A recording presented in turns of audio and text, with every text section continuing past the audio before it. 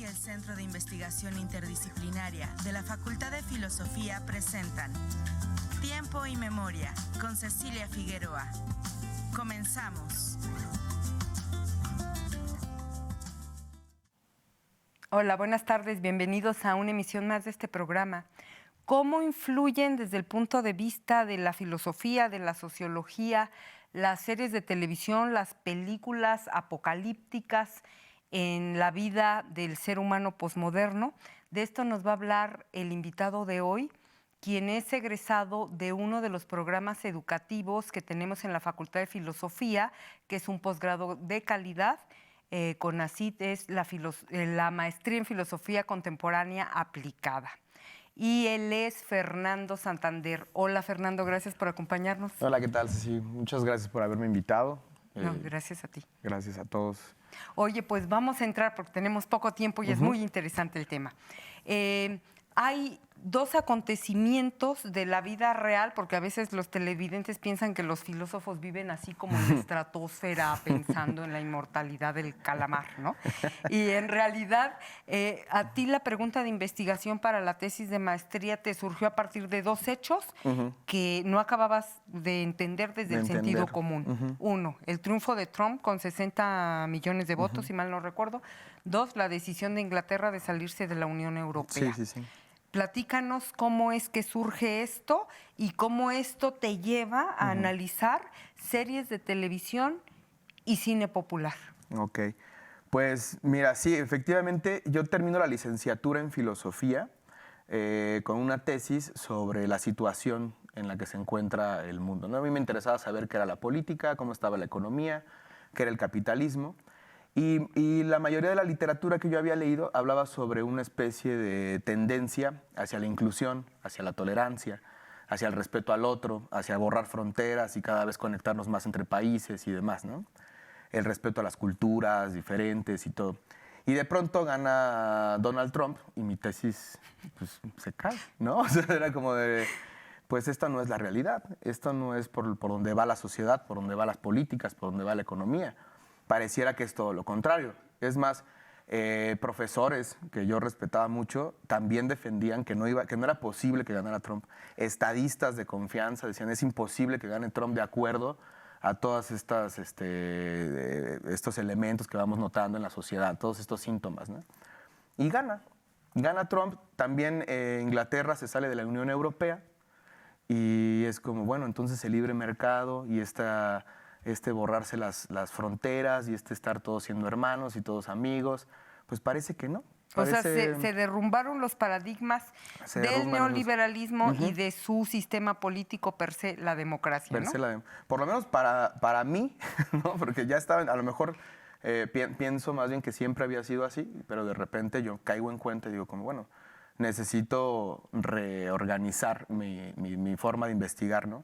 Y ahí opto por irme a esta corriente teórica del materialismo dialéctico en filosofía, que no vamos a ahondar para no entrar en mucho detalle, pero esta teoría a grandes rasgos trata de comprender la realidad a partir de una imagen. Es la imagen la que determina el ser de las cosas y es esta imagen también la que determina nuestra experiencia con las cosas, ¿no? Cómo sentimos nosotros las cosas, es esta imagen que nos evocan lo que nos hace comportarnos de cierta forma. Y lo que me preocupaba de esta teoría era que de alguna manera no tenía como una imagen establecida, ¿no? Que nos dijera, esta es la imagen a partir de la cual se interpreta la realidad en su conjunto, en lo general, ¿no? De alguna manera se explicaba nada más como pequeñas imágenes y hacía como ciertos ejercicios de lo que yo había leído de esta teoría, pero no terminaba de alguna manera de darme una imagen que me permitiera comprender estos fenómenos recientes, ¿no? El triunfo de Trump y la salida de Inglaterra. Y entonces, afortunadamente, en mi licenciatura estudié mucho lo que era economía, estudié mucho lo que era política, y cuando empiezo a ver series de televisión como The Walking Dead, que es de supervivencia, y empiezo a ver películas como Avengers, empiezo a notar un montón de similitudes con las tesis de sociólogos, de antropólogos y politólogos que están investigando estos temas y digo, mira, es muy parecido a lo que dicen, ¿no? Mira, The Walking Dead se parece un montón a la sociedad contemporánea que describe Lipovetsky, ¿no? De hiperindividualización y competitividad y demás. Entonces ahí nace como la intuición, me voy a la teoría del materialismo dialéctico y lo empiezo como a confirmar, ¿no? Digo, mira, es la imagen la que te dice realmente qué son las cosas, ¿no? Es esta imagen la que soporta el sentido del ser de las cosas, ¿no? Entonces, digamos que a partir de ahí empiezo ya a tomar más en serio estas películas y estas series. Son dos géneros, ¿no? Supervivencia y superhéroes. Los empiezo a tomar más en cuenta a modo de tratar de entender por qué son tan populares. Lo que me preocupaba principalmente que fueran tan populares. Yo sentí que precisamente la popularidad me permitía entrar con esta idea de que podrían ser las imágenes por excelencia, ¿no? No nada más un pequeño ejemplo de cómo funciona la realidad desde la imagen, ¿no? Sino que más bien estas, debido a su popularidad, a su gran popularidad, podrían representar esa imagen a nivel social que soporta el sentido de la colectividad, ¿no? En su conjunto. Esto aunado a la política, sobre todo en esta política que vivimos nosotros, que es la democrática, pues me parecía bastante preocupante. Porque, digamos, si yo encuentro cuál es la imagen sobre la cual se soporta el sentido de la mayoría, de alguna manera puedo entender más o menos la dirección que van a tomar las decisiones futuras a nivel político en relación a la democracia, ¿no? Porque de alguna manera la mayoría decide. Claro, además planteabas, bueno, la falacia, ¿no? De siempre, de echarle la culpa al otro. Es que el cine, las series de sobrevivientes, de superhéroes, nos la imponen los directores, o sea, un metapoder de otra galaxia nos manipula y tú dices, no. La gente, los consumidores piden eso. Exacto. ¿Y por qué están pidiendo temas de sobrevivientes y de superhéroes? En el fondo, en cuanto a la geopolítica, sistema económico, etcétera, ¿qué es lo que sostiene esto? O sea, ¿por qué los seres humanos del siglo XXI se sienten sobrevivientes y necesitan superhéroes? Exacto.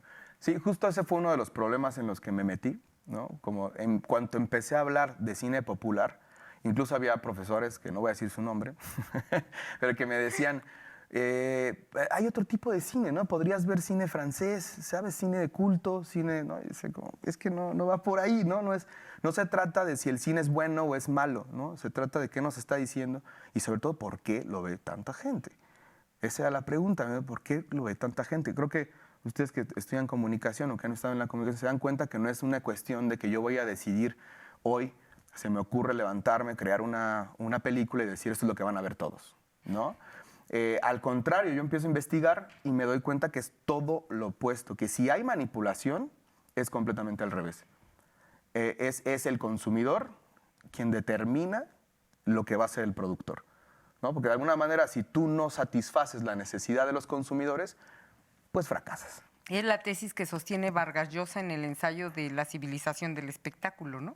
Que hace una tesis, primero plantea la tesis de que el periodismo es el que tiene a la sociedad hecha un asco y termina concluyendo que es la sociedad la que tiene al periodismo hecho un asco, ¿no? Esto que tú planteas. Sí, de alguna pero manera. Entonces, ¿por Esa qué, demanda, Fernando? ¿no? Sí, pero ¿por qué esa demanda? O sea, ¿por qué sobrevivientes y por qué necesitan de superhéroes? Yo creo, bueno, la tesis ahí es que de alguna forma bueno, tendría que meterme con Nietzsche y demás, pero que también saben con el que está peleado Gille, que es el filósofo del cual tomo toda esta teoría.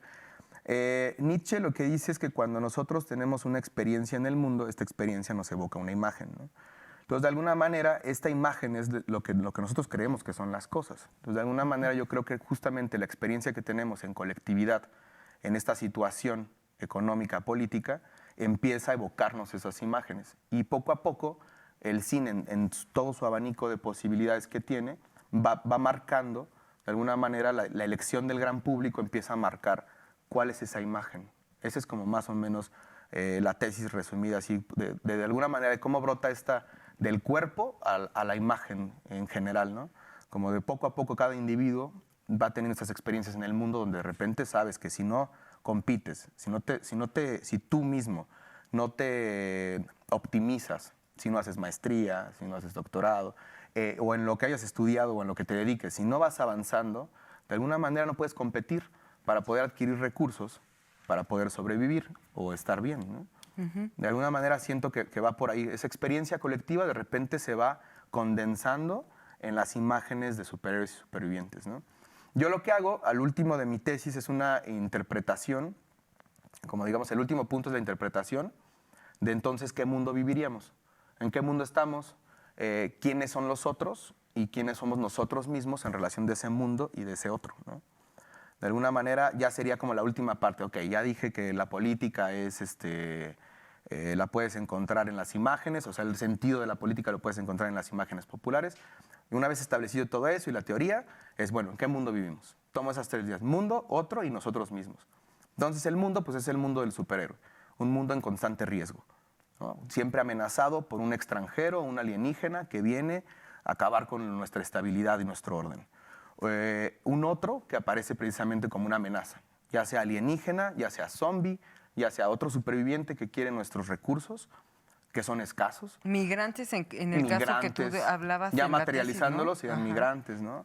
Acá pasó en México, me pasó esta anécdota de que iba en un taxi y de repente el taxista me dijo, bueno, por lo menos Trump cuida a su gente, no que este presidente no cuida a nuestra gente, ¿no? Porque vienen los hondureños y no pone la barrera.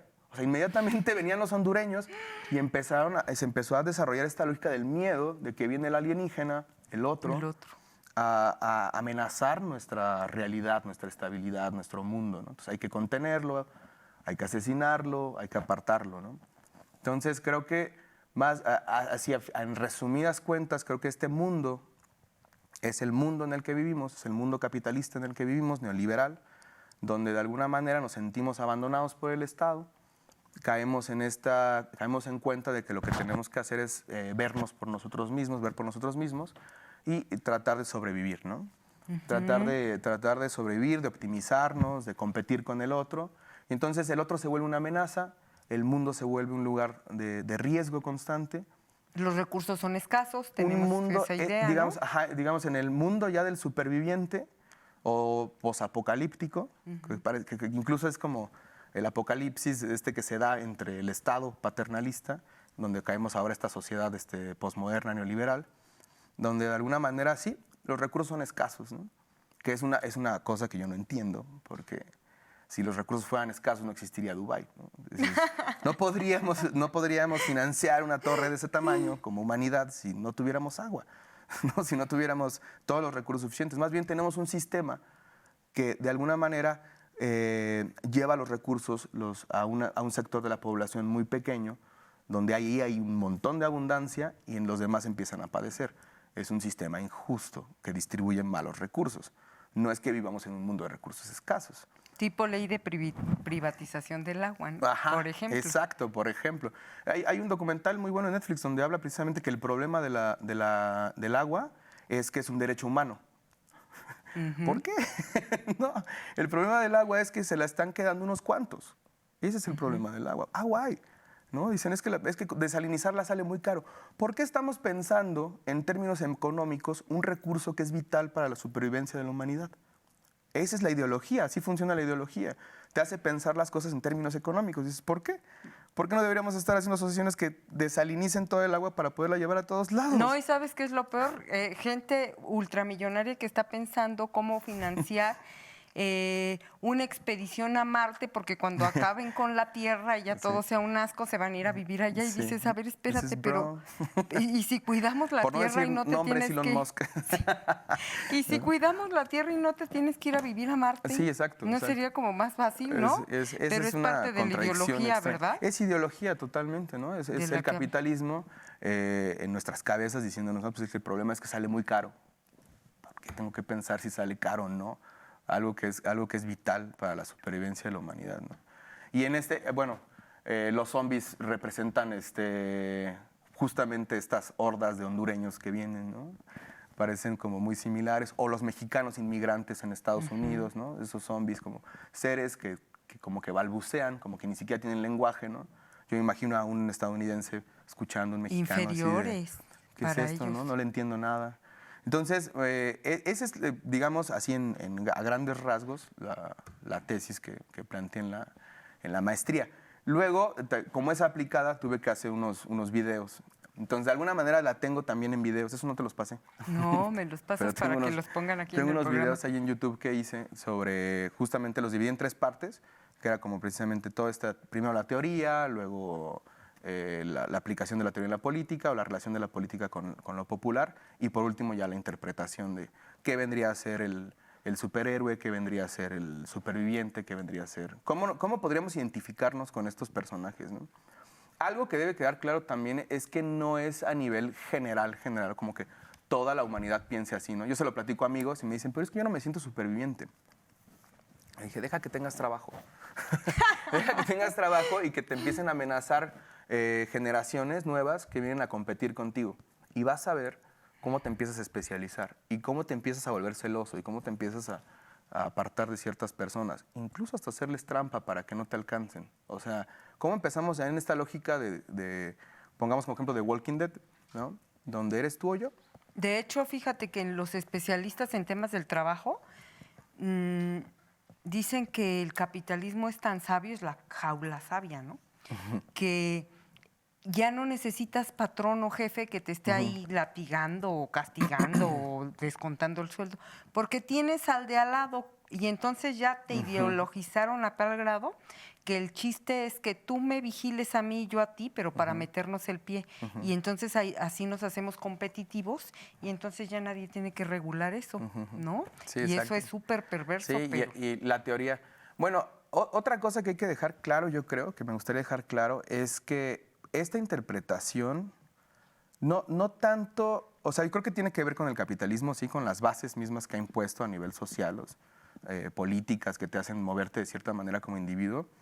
Pero creo que también es la historia de siempre. O sea, de la humanidad. De la humanidad, ajá. Se encuentra, creo que esta idea de, pensémoslos desde grupos, ¿no? Hacemos un grupo de 4 o 5 personas y ahí dentro de ese grupo hay normas, hay ideales, hay valores, hay un montón de cosas que conforman el grupo, una forma de ver el mundo, cada uno desempeña un rol. Y en el momento que este grupo choca con otro grupo, sucede lo que se podría esperar, una guerra, ¿no? Porque la mera existencia del otro grupo amenaza la existencia de mi grupo, porque es otra forma de ver las cosas, con otras normas. Y esas otras normas, precisamente en mi grupo, yo las reprimo para poder tener mis normas. Entonces, si yo acepto las otras normas, de alguna manera mi grupo se desaparece. Entonces, en orden de formar los propios roles y la identidad del sujeto, de alguna manera siempre vamos a rechazar al otro. O sea, tampoco no soy como de, deberíamos de amar al otro. No, deberíamos de entender que no vamos a amar al otro, que es imposible amar al otro en su totalidad, que de alguna manera siempre vamos a odiar gente. Y en la medida que comprendemos que vamos a odiar gente, podemos hacer algo al respecto. Lo que me preocupa de la política es precisamente que todo discurso político o todo proyecto político trata de controlar este problema. Como si ¿no? pudieran resolver las diferencias individuales o sociales o grupales. No se van a resolver, no se puede resolver. Sería la misma muerte de la identidad del sujeto. El sujeto en orden de poder entenderse a sí mismo como un sujeto en este mundo que tiene algún papel que desempeña, su propia identidad, su suelo, necesita distanciarse de otro, sí o sí. Y la única manera de resolverlo, ya lo intentó el comunismo en 1900, ¿no? En el siglo pasado y fue una catástrofe. Sí. Cuando dijimos, ahora todos vamos a ser iguales, y fue una catástrofe. También lo intentó el capitalismo en sus primeros pasos y fue una catástrofe. Se mató un montón de gente por tener barba, o por tener el cabello largo, o por vestir de cierta forma. Entonces, no podemos, se le llama antagonismo social en esta teoría en una teoría, ¿no? Ese antagonismo social es inherente a toda sociedad y es insalvable, ¿no? Y la propuesta es, vamos a reconocerlo simplemente, vamos a entender que es imposible resolverlo, que siempre va a haber diferencias, y en ese orden intentar hacer políticas que ayuden a, por ejemplo, distribuir los recursos, ya que siempre va a haber unos que tengan más, otros que tengan menos. Entonces, ¿cómo lo hacemos por lo menos para que no haya tanto sufrimiento, ¿no? Porque va a existir estas diferencias siempre, ¿no? Pero fíjate que ahorita que hablabas de los supervivientes y de los superhéroes, me acordé de un historiador francés de las mentalidades que tiene un libro que se llama El miedo en Occidente. Y cómo el miedo, por ejemplo, ahora le tenemos miedo a los alienígenas, a que se acabe el agua, y solo los súper ricos la tengan y que necesitamos superhéroes para que vengan a salvarnos. Ok, pero por ejemplo,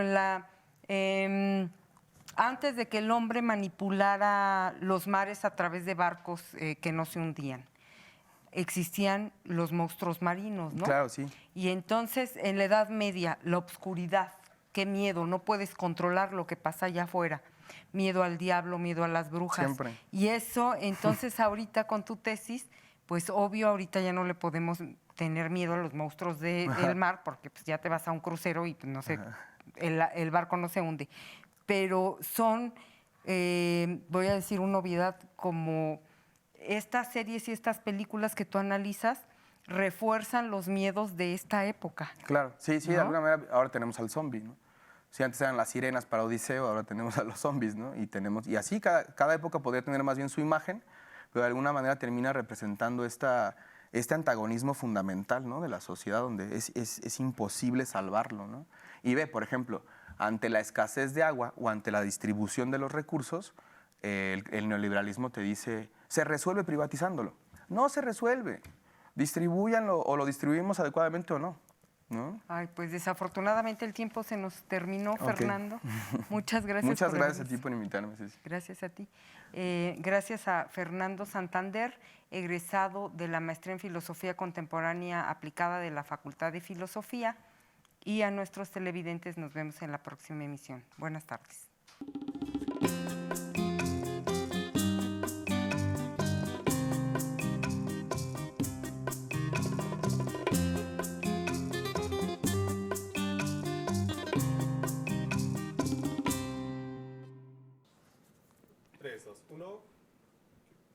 Hola, mi nombre es Marta Frías y vengo a presentar el libro de Persiguiendo a mi otro yo.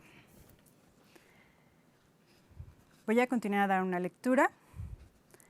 ¿Cuántos de nosotros sentimos que vivimos la vida de alguien más? No estamos conformes con lo que tenemos, el entorno de convivencia, con el trabajo que realizamos, con lo que somos. ¿Cómo vestimos? ¿Cómo nos tratan otros? Con nuestras familias, con nuestro físico. No nos gustamos. ¿Cuántos de ustedes se sienten infelices por la vida que llevan? Hay gente que se encuentra ahora mismo insatisfecha, marchando contracorriente.